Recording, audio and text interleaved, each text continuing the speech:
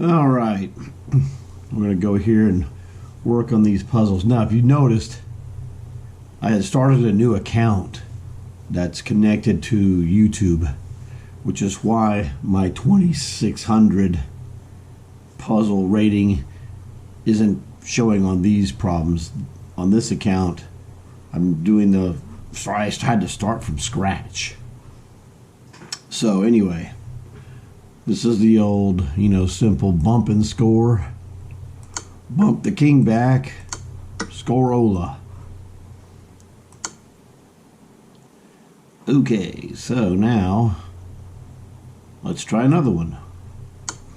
Yeah, for some reason on this one it only does 3 at a time.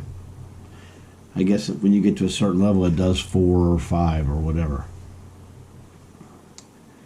Well, this is a good question. How do you reply to this move of queen to h8 check? You have really two choices, bishop back or king to e7. Now if you go king to e7, he's gonna chomp this pawn with check, and it's ugly. You're being driven. So my thinking is to play bishop here. The best he's got is bishop to c4. I don't think that's going to be satisfactory, but we'll see. Okay, I guess he just acknowledges the mate is coming. So whatever. Wow. All right. If any of you are beginner players that are looking at this video, what is the move to play?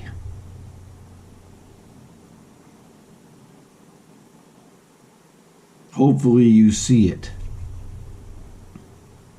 So if you don't see it yet, pause the video and figure it out. You'll feel better if you do. Okay, if you pause the video and you've come back and you still haven't found it, that's okay. You'll never unsee this again. You see this bishop? Kablooey. So it's not about how fast you see the moves. I say always in any of my videos, accuracy. It's about accuracy. If you play accurate, speed does not matter. Just that simple. It's not a competition of speed.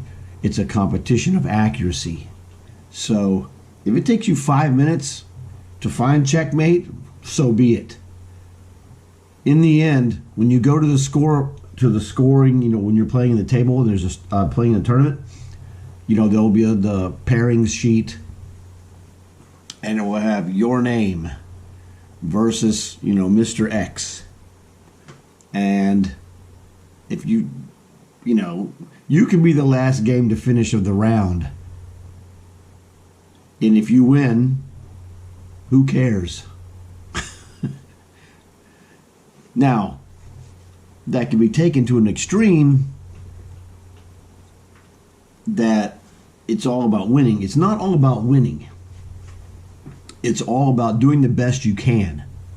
If you do the best you can, you're going to win more often than if you don't. And doing the best you can means doing a lot of things. You got to do your studying, you got to do your practice. You got to show up to the tournament. I mean, if you don't show up and play, you can't win, can you? I know I can't. So there's a lot of things you have to do to win. Well, win a game. And if you go to a tournament, there's going to be, when you play a tournament, there's going to be, the tournament winner is pretty much going to win every game. Some cases, he'll have 1 or 2 draws. But for the most part, it's going to be a clean sweep for that guy. Now, on the very other bottom end, at the guy who does the worst, he probably loses every game. So that is the tough part of chess, and you can play well and lose. And losing is bogus, but hey, it's part of the tournament. If you don't want to lose, you got to work on your game, and that's why you're here. We've all lost. We've all had bad tournaments. Just when I had a bad tournament, I was like, that's it, bro. No, it's never happening again. You know, and I went, though this was long before the phrase was invented, but I went beast mode.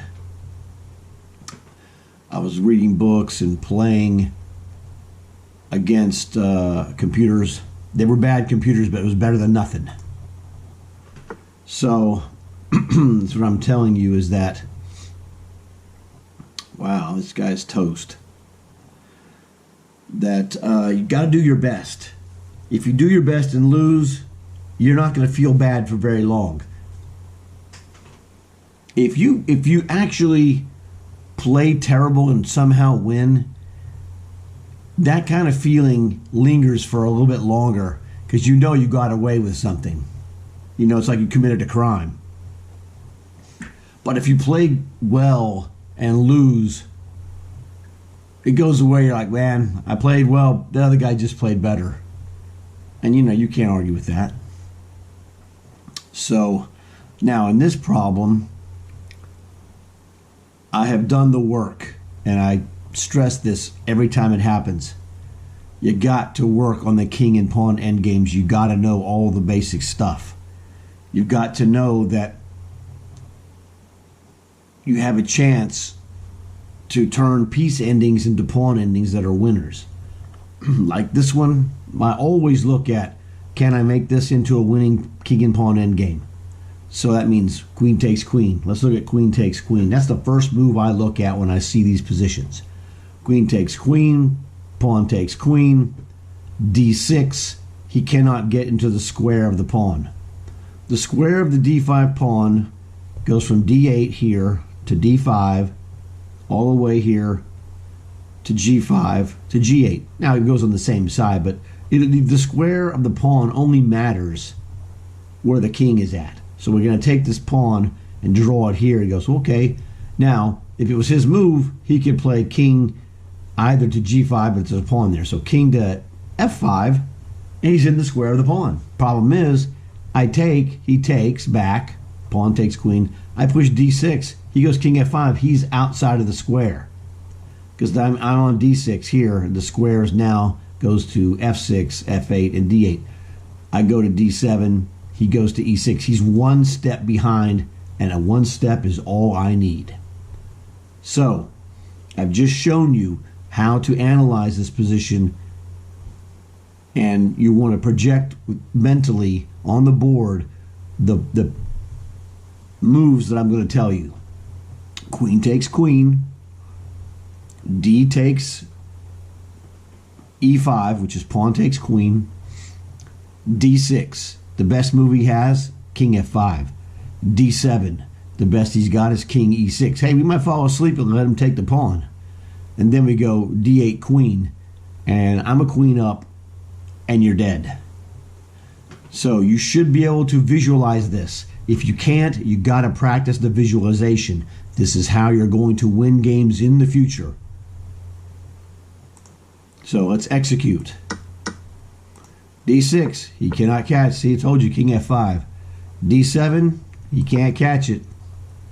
And they just, you know, at this point, they set up, it's resigned. You've demonstrated you knew what you were doing. But this comes from mastery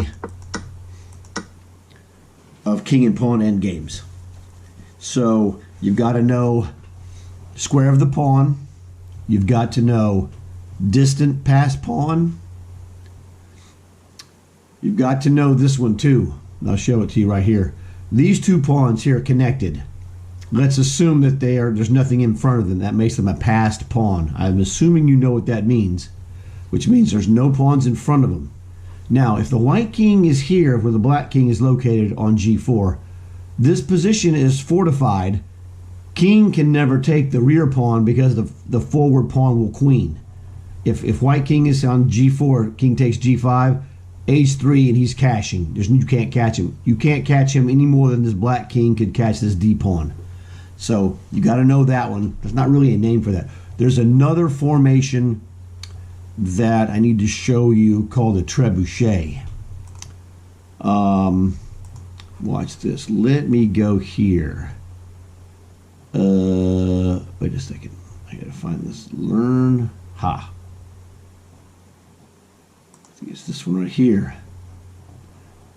Okay, now I got to set up this board.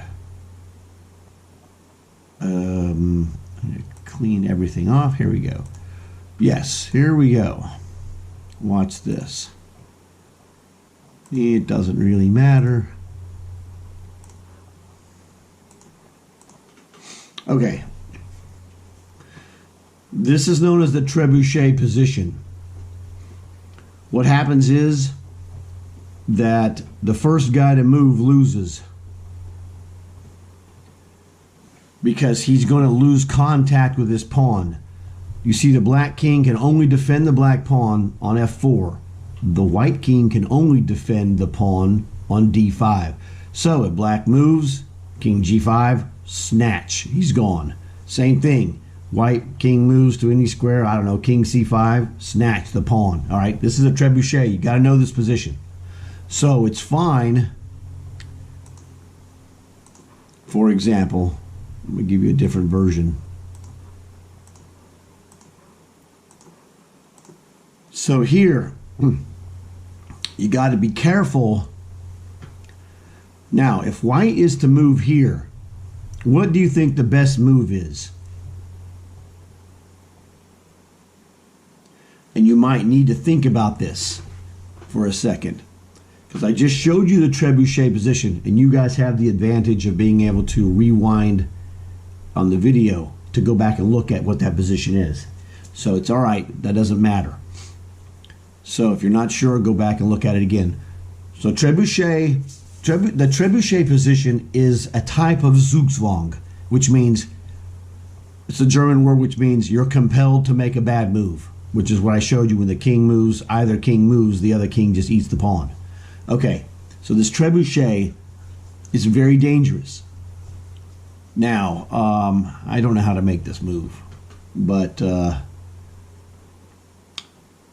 if it's white's move, king to d5 is terrible. King to d5 is actually losing.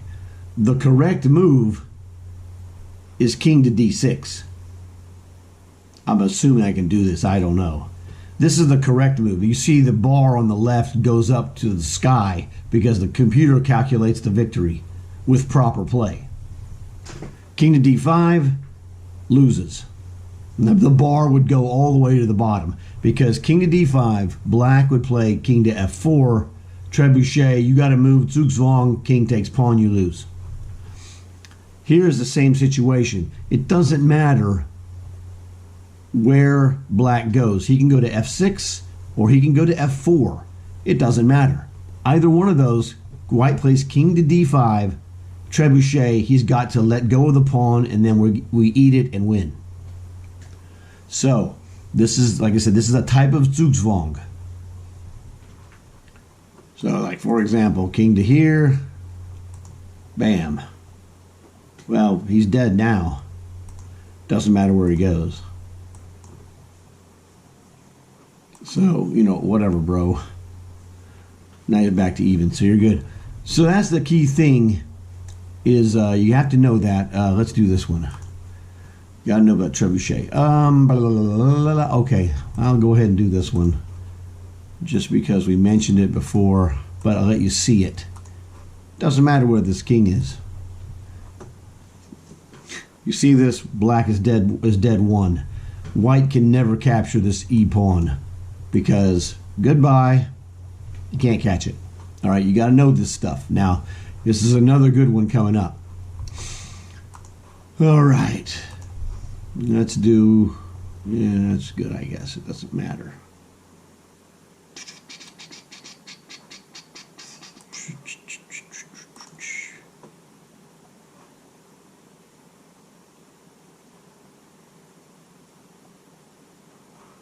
It really doesn't matter here. Let's not make it ridiculous. That is actually ridiculous. Good enough. Here we go. There you go. This is king versus pawn in the 7th rank. Now, what you have to know is that this is a dead win for black. With proper play, white has no chance at all, and a 1200 player can finish this off because it's fairly basic. The winning procedure is very simple. The queen checks moving in towards the pawn, eventually forcing the white king in front of the pawn. Once this happens, the black king steps forward. He's going to step aside. Again, you check him to force him in front. He steps up again. You're going to checkmate this guy because this pawn is a loser. And it doesn't really matter. We check him here. So he comes here, you're like, fine. This fork is a threat. It's really, you're not going to win this pawn. You're just going to checkmate him. He's never going to queen this. Now you forked him, he has to defend it. Yeah, he can defend it here or there. Let's just go here. I'm going to show you the basic thing. It doesn't matter. If he goes in front, the king steps forward. If he goes to the side, check. You got to stay close to the pawn. Now we fork him. This is the check that forces him. We step forward. This process repeats. It doesn't matter. Going to the corner does no good. The pawn is pinned. We'd step forward again. So here we check him. Again, it doesn't matter. He's going to get it. The problem he also runs into is he can't get funny. If he gets funny and does something dumb like this, you lose. Okay, this will end the game so fast it's not even funny. Okay, so anyway, now we're gonna rework this to what he should have done. Okay, again, check here. Pin the pawn. You're threatening to do that now. If he goes into the corner, check. You see he's toast. Well, every time he goes in front of the pawn, the king moves forward. It's fairly basic stuff, but you've got to know that's what's happening. This is the repeat. Oops, sorry. Went the wrong square. I said I went to the wrong square, you freak. There we go. Forces, goes forward. You see this gets very bogus very quickly for white. There's just nothing he could do. Oh, now he can just, force him back. Well, that is he's just getting checkmated now, like I said, one way or the other. Okay, but let's go back. Let's eliminate this. Okay, here's the dealio.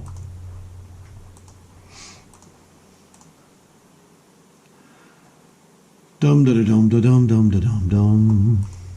Oops, sorry, not there. We need a black queen. Black queen. I don't care as long as it's not. Look, you jerk. What is this?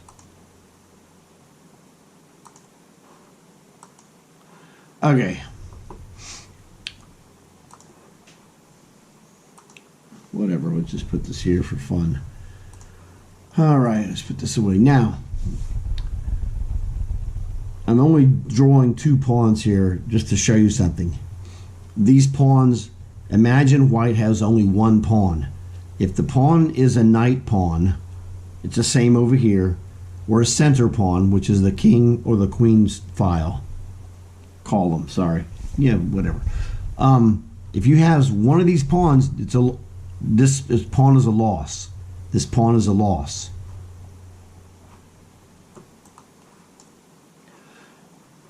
Black wins this by force, just like I showed you the one where he wins a knight pawn. So if it's a knight pawn or a center pawn on the 7th rank, it's a loss, and it doesn't require much skill. You saw me run through it, and you can run through it yourself.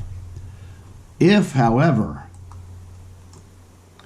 you have a bishop's pawn or a rook pawn, these are drawn if the white king is close and the black king is far away.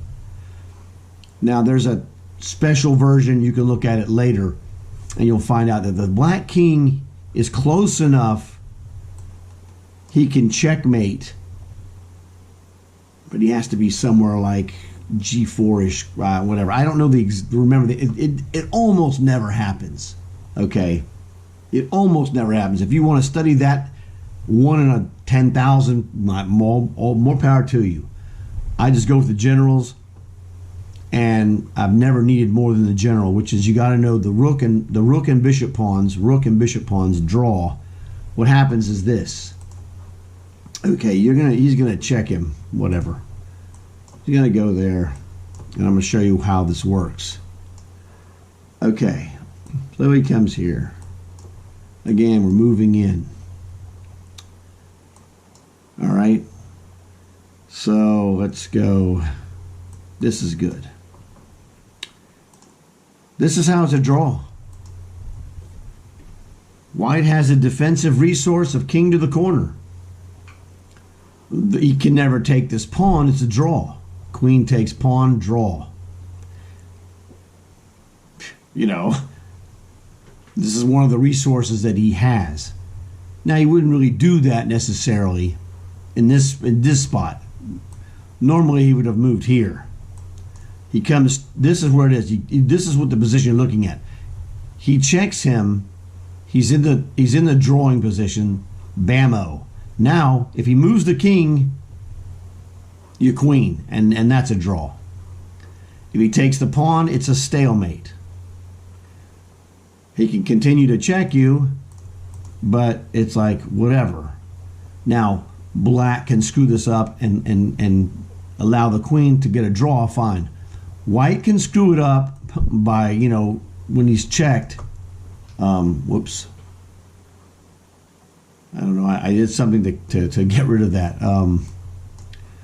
White can screw this up too by moving in front of the pawn, because hey, every time he moves in front of the pawn, the king is going to come forward. All right. So this is the key resource, is that in this position, check. I dare you to take it.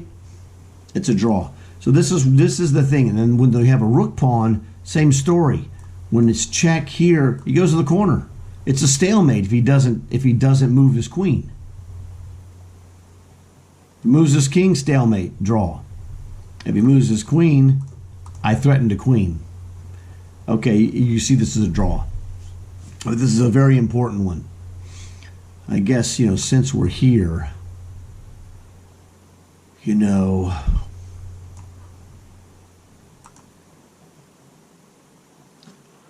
since we're here, I'm going to show you the square of the pawn for those of you who may not have seen it or may not understand it fully. So the square of this pawn, white queen's here on A8. The square of this pawn extends 5 by 5. And we say 5 this time because it starts from the pawn. You count the squares.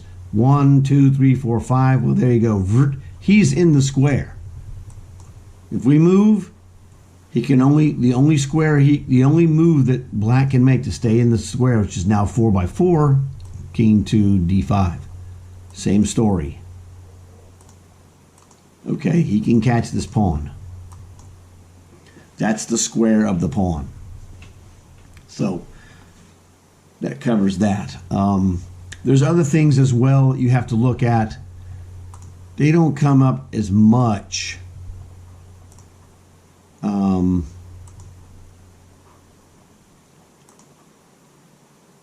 It does happen. It's called opposition. Well, let's get rid of these pawns. We don't need these stupid pawns. Okay. Let's move this king here. Okay, so here's what happens. Let's say white to move. Black to move doesn't matter.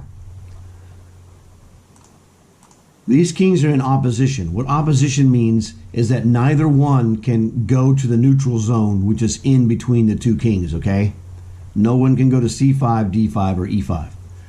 So, same thing now. Black can move with the opposition. It becomes valuable when you have positions that are locked with pawns. It becomes like the trebuchet. where you're trying to, get in. Now, what happens here, if it's black to move, he's winning. Because he's in opposition, which creates a zugzwang for the opposite guy. So if white goes here, black infiltrates and takes, and there's nothing he could do. Okay? Conversely, if he goes here, black infiltrates and chops. All right? So this is the opposition. Now, conversely, let's go back here. I really would get the same thing here. Now, this opposition by black is the defensive opposition that stops him from getting in. So you got to be careful, because if white moves here, well, then black has winning opposition because he's now forcing him backwards. So what happens is that because of these black squares, E5 and C5, black's only entry point is D5. So white moves to a square where normally the black king would oppose him either at C5 or D5 and keep the initiative. He can't keep the initiative. He's got to go to a white square to infiltrate. Now, there's another possibility he can do and try to outfox white. Opposition, as you saw when the king was here, if you look at this in an algebra format, this is a matrix that's 1 by 3, okay? And all you algebra guys will understand this.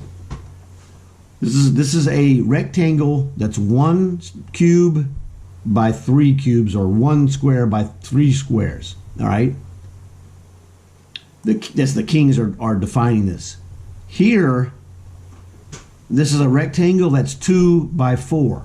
Now, opposition occurs on odd. What do you call it? Well, this is a 1 by 3 here. This is 1 by 3. If you multiply that, that's an odd number. 1 by 3 is 3. That's odd. This is 2 by 4. This is even. You cannot get opposition here on the even. You have to go to an odd, which would be either here, or black or white could go here. This would be 1 by 5. And again, that's odd. Or he could go here, which is 3 by 5. 15 is an odd number. These are, and this is what is known as distant opposition. So, when white is here and moves here, black can take distant opposition. He cannot take direct. Direct opposition would be C5 or E5. Both are illegal. So distant opposition, black could try and sneakily go here, trying to trick white into jumping in to the only attack square he can get to, and then he would reassume opposition because white's not paying attention. All right, and then now, well, he could repeat it. Again, this is a mistake because he comes in with initiative. He'd have to go either here or here because, once again, he doesn't have direct opposition. So that's a distant opposition, and it allows you to make some. There are problems where distant opposition allows you to maneuver. It's high level and something you work on later. I'm just giving you the basic rundown that it exists. You're like, okay, but this is just basic opposition. So those are basically the things you need to know about king and pawn endgames. Oh, well, there's another one I guess I better show you. And this comes up, it shows up in problems. Okay, this shows up in problems from time to time. And it's a concept.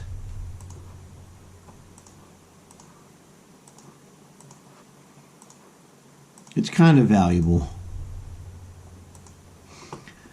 Okay, white to move. Yeah, the computer sees it. White can force a passed pawn here, but he's going to lose a pawn to do it. But as you see, let's make it even better. What makes this so powerful is that this pawn would queen, and it would queen with check. I'm making it really ridiculous. Whoops, wrong one. This is how we do it. You press here. It does not matter which way he responds. If he takes it, whoops, Krudsky. Wrong pawn, dummy. There we go. If he takes this pawn, you press the opposite pawn forward, because this becomes the key defender. Okay? So now it doesn't matter whether he captures or not, because you're going to queen this pawn. That should be fairly obvious. He captures this, you queen. Doesn't matter what he does. If his king doesn't move, you're queening with check. That's a bonus. So let's go back here. So this is a situation where you can force a pass pawn, and it comes up in certain problems, you know, less than 1% of the time, obviously, but it's a valuable thing. Now, the way you stop this kind of potential thing, if it was your move, this stops it dead. It doesn't matter what he does. He takes here. Well, now you're dumb if you do this, because he's just going to go here. Okay, so I'm showing you the dumb way. Anyway, he takes. You just take. You maintain symmetry.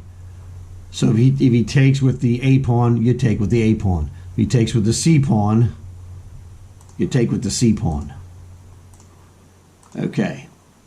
He takes with the C pawn, you take with the C pawn. It doesn't matter. He can lock it or he can capture whatever.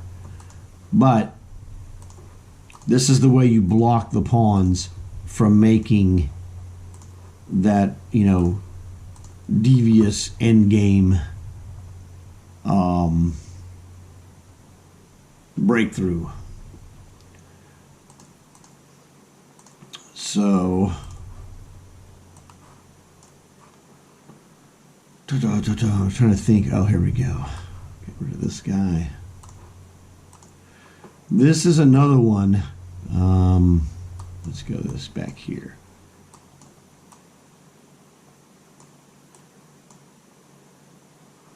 You know, this is how you make the pass pawn. Whoops. Well, that's really super passed, right? Okay, you freak. The way you make a pass pawn is you push the pawn that's unopposed in front of it. Basic stuff. In some cases, the defense, let's get rid of this king. The defense can be countered like this one, because the proximity of the king means defensively you're good. White defensively is bad. His king is out of position. So white is kind of in a Zugzwang now. It doesn't matter. He's screwed. Because if he takes, you take. If he takes, you take. Either one. But normally in a king and pawn ending, we would like to take the direction away from the enemy king that makes it impossible, preferably, for him to catch you. So just some basic stuff here for pawn endgames. This is kind of stuff you need to know, this stuff, because it goes back to that queen versus pawn endgame problem that we looked at. This will help you, and you can go and research books or whatever of more of this king and pawn ending stuff. This is just the beginnings, but this covers a lot of what happens in tournaments. You'll see these positions or these types of positions in tournament games. So hopefully you guys learned something. Bookmark this, do whatever, subscribe. This is powerful chess stuff that every good player knows. And if you know this, you have just moved yourself one notch higher on the ladder. So you guys know what to do. I'll talk to you later.